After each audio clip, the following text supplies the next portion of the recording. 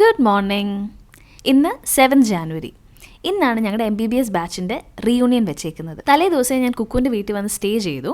ഇവിടുന്ന് ഒരുമിച്ച് റെഡിയായി പോകാനായിരുന്നു പ്ലാൻ. അപ്പോൾ ഇതാണ് ഇന്നത്തെ എൻ്റെ ഔട്ട്ഫിറ്റ്. ബ്ലാക്ക് ആയിരുന്നു ഞങ്ങളുടെ റീയൂണിയൻ്റെ തീം കളർ. അപ്പോൾ ഇതാണ് ഞാൻ നേരത്തെ പറഞ്ഞ കുക്കു. എൻ്റെ ബെസ്റ്റ് ഫ്രണ്ട് ആണ്, കോട്ടയത്താണ് വീട്. അപ്പോൾ ഞങ്ങൾ ഇവിടുന്ന് യാത്ര തുടങ്ങുക. 10 മണിക്കാണ് റീയൂണിയൻ പറഞ്ഞേക്കുന്നത്. ഇവിടുന്ന് ഏകദേശം ഒരു 1.5 മണിക്കൂറേ വരത്തുള്ളൂ. ഞങ്ങൾ ചെറുതായിട്ടൊന്ന് ലേറ്റ് ആയോ എന്ന് തോന്നുന്നു. ഇപ്പം 9:30 ആയിട്ടുണ്ട്. ഞങ്ങളപ്പം വേഗം പോട്ടെ കേട്ടോ. ചേർത്തലയിലാണ് നമ്മുടെ റീയൂണിയൻ പ്ലാൻ ചെയ്തേക്കുന്നത്.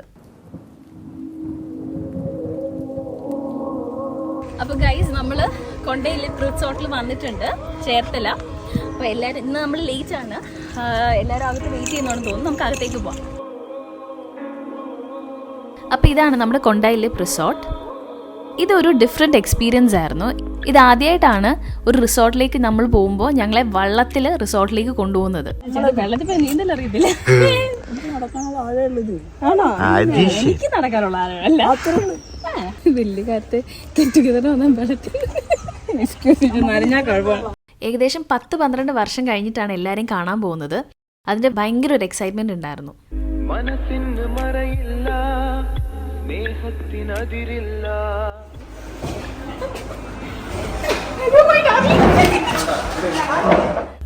പുസ്തകത്താളുകളിൽ അക്ഷരത്താളുകളെ ഒന്നായി തുറന്നിടും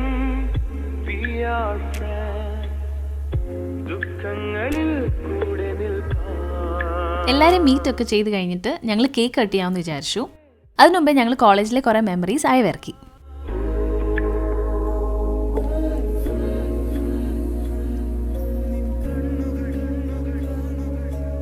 അപ്പോൾ എല്ലാവരെയും ഒന്ന് പരിചയപ്പെടുത്താം. ഇതാണ് റൌഫും ജനുവും, ഞങ്ങളുടെ ക്ലാസ്സിലെ കപ്പിൾസ് ആണ്. അവരുടെ മോള്.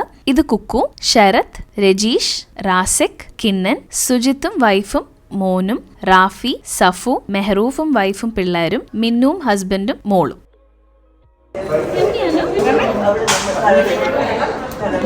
അപ്പോൾ കേക്ക് കട്ടിങ് കഴിഞ്ഞ് ഞങ്ങൾ താഴേക്ക് പോയി ലഞ്ച് കഴിക്കാൻ. അതിൻ്റെ ഇടയ്ക്ക് ഞങ്ങൾ കുറേ ഫോട്ടോസ് ക്ലിക്ക് ചെയ്തു.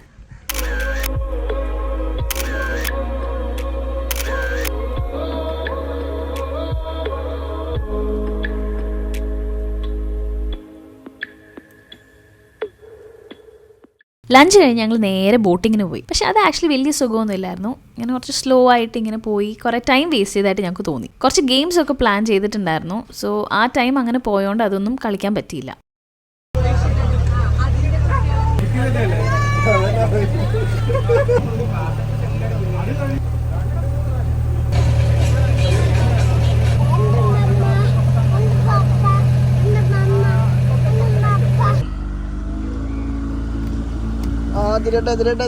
അത് കഴിഞ്ഞ് ഞങ്ങൾ കുറച്ച് റീൽസ് എടുക്കാനുള്ള പരിശ്രമത്തിലായിരുന്നു. അതിപ്പോൾ നിങ്ങൾ കണ്ടിട്ടുണ്ടാവും. കാണാത്തവർ തീർച്ചയായിട്ടും ഞങ്ങളുടെ ഷോർട്സ് പോയി കാണും.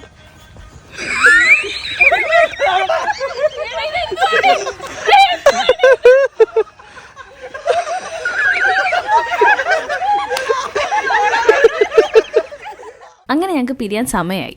10-12 വർഷം കഴിഞ്ഞ് കാണുകയാണെങ്കിലും ഇവർ ആരുടെയും സ്വഭാവത്തിന് ഒരു മാറ്റവും ഇല്ല. എല്ലാവരും പഴയതുപോലെ തന്നെ. ശരിക്കും ഒരു അടിപൊളി ദിവസമായിരുന്നു.